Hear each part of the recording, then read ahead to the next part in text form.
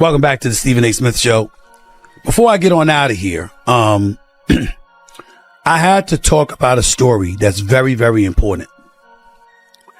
And albeit indirectly, everyone thought they had Caitlin Clark's value figured out until Stephen A. Smith detonated a revelation that sent shockwaves through the entire sports landscape and rewrote the conversation around women's basketball. Reports indicate Clark walked away from a staggering $20 million opportunity, a figure that towers over the career earnings of almost every player in WNBA history, and reportedly left Commissioner Kathy Engelbert caught off guard. This isn't just about a paycheck.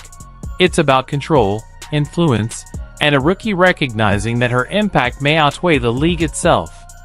While the WNBA continues to emphasize gradual progress and tight salary structures, Clark's quiet refusal signaled something louder. She doesn't need permission, promotion, or limitations to define her worth. Stephen A.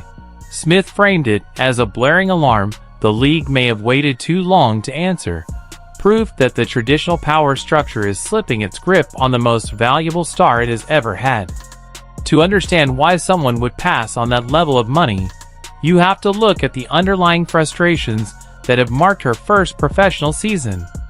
For weeks, speculation swirled that Clark was presented with a massive, multi-year proposal, possibly tied to a new rival league or a reimagined off-season package, valued near $20 million, with ownership stakes included. For almost any athlete, that's an instant yes. Clark chose otherwise. By doing so, she wasn't rejecting cash. She was making a strategic statement that her brand exceeds constrained offers and outdated frameworks. It's a bold risk only a once-in-a-generation talent could take, and it flips the valuation model for women athletes on its head. Stephen A. Smith didn't just relay the story. He backed her move and turned it into a direct challenge to the WNBA's leadership, sharply criticizing missteps from travel controversies to on-court protection, delivering a blunt but hard-hitting assessment that the league has mishandled its biggest star from the very start. Why would she sign any deal that fails to treat her like the global force she clearly is? Stephen A. Smith made it plain that this rejection marks Caitlin Clark finally asserting her leverage, showing she doesn't need to snatch the first massive offer that comes her way. The establishment assumed standard rookie contracts and the usual "pay your dues" approach would keep her in line, but they underestimated one thing. She delivers NBA-level attention and endorsement power that makes her league salary look insignificant. When Stephen A. starts saying what others won't, calling Clark a full-scale enterprise disguised as a point guard, it's obvious the situation is far more unstable than the league wants to acknowledge. Now put yourself in Commissioner Kathy Engelbert's position, realizing your most valuable star just declined a $20 million opportunity outside league control. That kind of decision sends shockwaves through the front office because it signals slipping authority. If Clark can walk away from that kind of money because the terms don't align, or because she values rest and long-term strategy, what's to stop her from pushing back on other league expectations? Engelbert understands better than anyone that the upcoming multi-billion-dollar media rights future is fueled by the audience Clark brings. The moment a star of her magnitude begins setting her own priorities, the salary cap loses relevance, and the league's control model starts to crack, an unsettling reality that leads straight to the unspoken catalyst behind this move: the rising pressure from the unrivaled league founded by stars Breanna Stewart and Nafisa Collier. This new 3-on-3 league is gearing up fast and aggressively pursuing elite talent, with reported offers that include ownership stakes and paydays that make traditional WNBA salaries seem minimal. Many believe the declined offer was a strategic attempt to secure Caitlin Clark before she could fully explore a competing platform like this. Or perhaps she's holding out for an even bigger stake that reshapes her future entirely. By turning down a standard cash-heavy deal now, Clark appears to be aiming higher, prioritizing real equity over short-term money. She's not just looking to compete. She's positioning herself to have ownership and influence, something the current WNBA framework simply can't provide under its existing agreement. That's the clear line between being an employee and being a decision maker, and Clark is leaning toward the latter. There's also a more personal layer Stephen A. Smith has alluded to throughout the season. Why rush into long-term commitments when the environment hasn't always felt supportive? Fans have seen the overly physical plays, the questionable no-calls, and the dismissive commentary from certain former stars who attempted to minimize Clark's achievements before she even took the floor, all of which adds fuel to a decision that looks less like hesitation and more like calculated power. Stephen A. Smith has gone head-to-head with Sheryl Swoopes and others, openly calling out the jealousy and gatekeeping he believes have been aimed at Caitlin Clark. And by turning down this deal, Clark steps away from that entire political circus. The message is clear. She won't trade her dignity for a payout or tolerate being sidelined by outdated hierarchies. She's showing she can operate on her own terms, without chasing approval from veterans who insisted she wait her turn, and that independence completely undercuts the resentment narratives. Nothing answers criticism louder than success, especially the kind of success that gives you the freedom to decline millions simply because you can. And this isn't new behavior. Clark has a track record of betting on herself. When she reportedly passed on a high-profile short-term offer worth millions to appear in a separate showcase league, many said she was making a huge mistake. Instead, she stayed focused, committed to her season, sharpened her game, and watched her market value rise even higher, proving once again that patience and confidence can pay far bigger dividends than rushing to cash in. Now the conversation has jumped to $20 million, and by staying patient and refusing to fold, she's multiplied the scale of the offers chasing her. Stephen A. Smith calls it a straight-up business masterclass. While many players are still battling for incremental raises, Caitlin Clark is negotiating in an entirely different financial universe. That contrast creates tension, sure, but it also exposes an uncomfortable truth. The league's current economic model can't keep pace with her value. Simply put, the WNBA cannot afford Caitlin Clark, and every major offer she turns down only makes that imbalance more obvious. Each rejection magnifies how modest league contracts look next to what the open market is willing to pay, setting the stage for the ultimate fallback option the league never fully prepared for.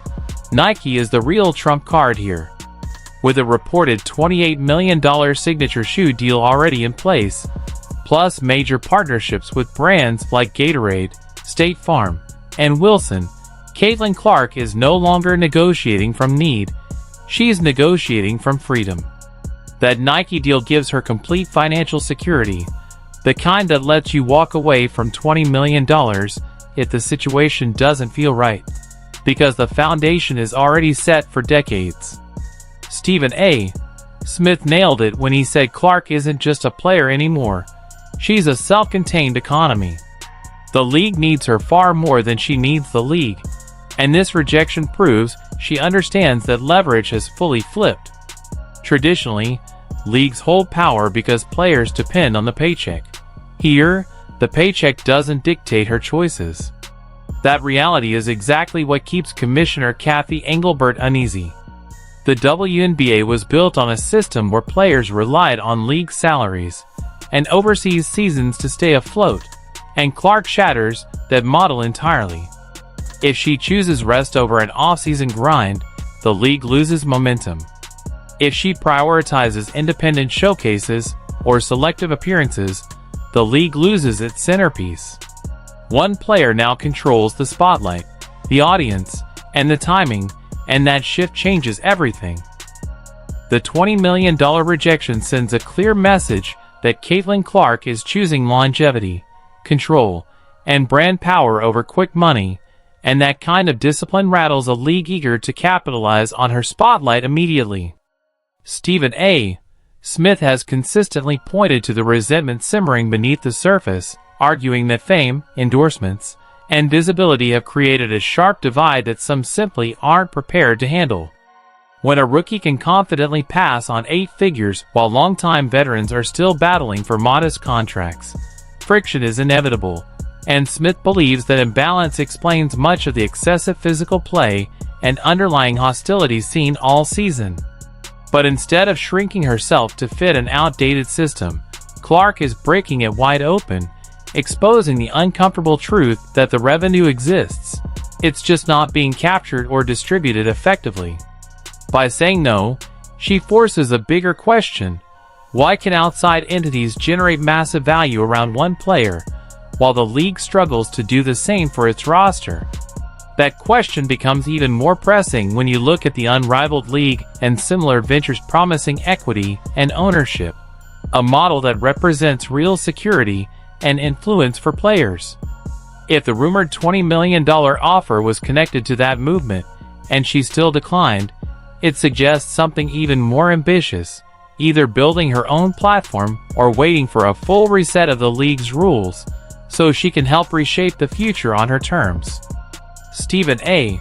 Smith has suggested that Clark's camp is operating on an entirely different level, planning years ahead, while everyone else fixates on the next payout, with the goal of reshaping how the sport generates and distributes value.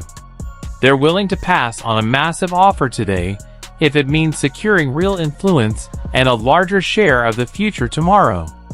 That strategy also reconnects to the controversy surrounding her omission from the Olympic roster, a decision justified at the time with talk of experience and chemistry, but sharply criticized by Smith as a misguided attempt to rein her in. Instead of diminishing her, that move gave Clark recovery time, intensified fan demand, and quietly boosted her market appeal. Now, with reports of a $20 million rejection, it's clear that effort backfired completely. The snub didn't weaken her profile. It highlighted how disconnected traditional decision-makers have become. Clark doesn't need Olympic credentials to command attention, and she doesn't need an 8-figure deal to feel secure, which makes her unusually powerful. That reality helps explain the commissioner's unease, because if one player proves independence is possible, others may follow.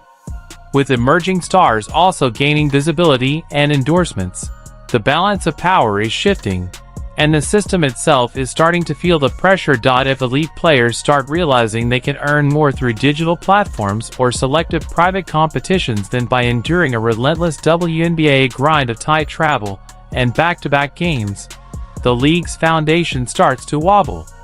Commissioner Kathy Engelbert's mission is to keep stars committed to the system, yet Caitlin Clark is standing just outside it, weighing her options and forcing leadership to confront uncomfortable realities.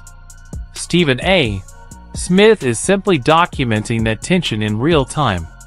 In today's media climate, his voice carries enormous influence, and he has firmly aligned himself with Clark's rise, framing the story as one player challenging an outdated structure.